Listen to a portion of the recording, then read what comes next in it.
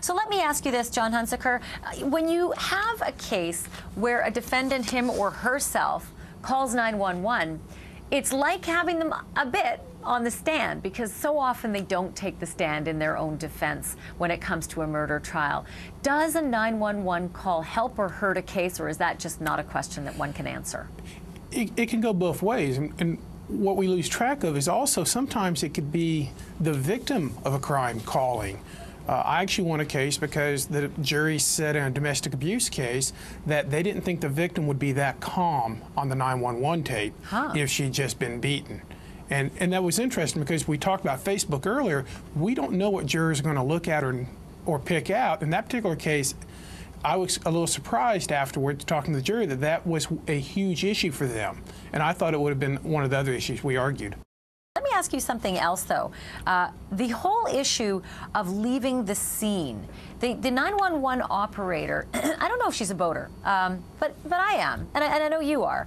And if you're in dangerous waters and there's a small craft advisory, and not only are you in shallow waters, but you're in very high waves, which make the water even shallower at times as you bob up and down.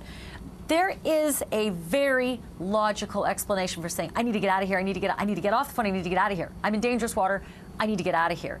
Should anybody be explaining that for this jury, that that should not be something they should assume is, it makes them a guilty man?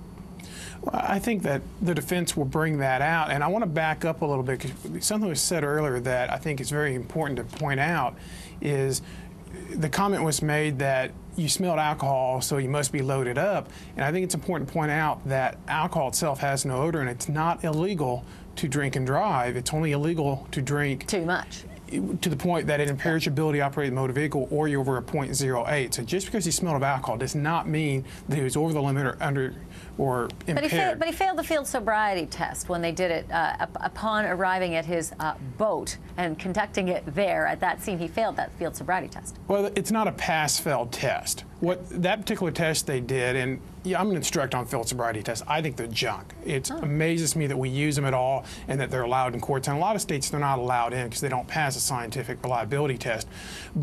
And I think the expert they're going to call in this case is going to say it's not appropriate in a marine setting. But they were looking for nystagmus in his eyes. Well, everyone has nystagmus. Alcohol just exaggerates that nystagmus or that twitching. But there's also 38 other causes, known causes, that exaggerate nystagmus, including motion sickness, change in temperature, optical lights if they had their flashing lights nearby, and a twitching's a twitching. You don't know what the nystagmus is coming from.